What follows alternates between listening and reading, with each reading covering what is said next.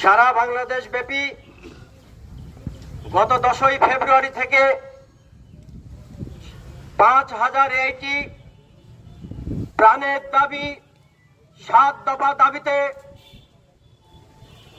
সংগ্রাম করে যাচ্ছে। তার এই প্রেক্ষাপটে পাবনা জেলা আইআইটির আজকের এই মানববন্ধন অনুষ্ঠানে আমাদের মাঝে অনেক নেতৃবৃন্দ উপস্থিত হয়েছেন।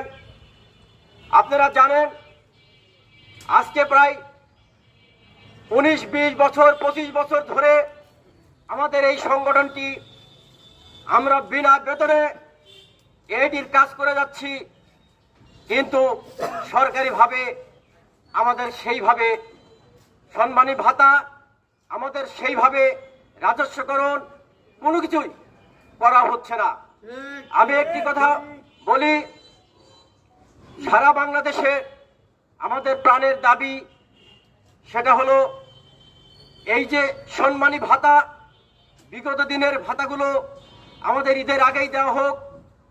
আজকে যারা বাংলাদেশের প্রাণী সম্পদের নীতি নির্ধারক ওনারা রয়েছে, এনজিওর পৃষ্ঠপোষক হিসাবে রয়েছে, তারা শুধু এনজিওর কথা বলে, তারা আমাদের কথা বলে না।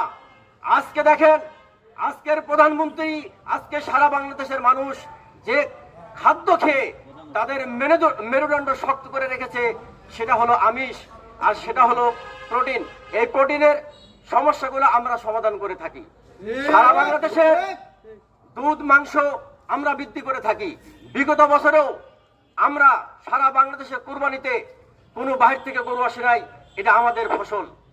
এই এআইটি মানে প্রাণী সম্পদের সকল কৃতিত্ব এআইটির, কিন্তু নামে তারা বলে যে আজ আমরা এটা করেছি, আমরা ওটা করেছি।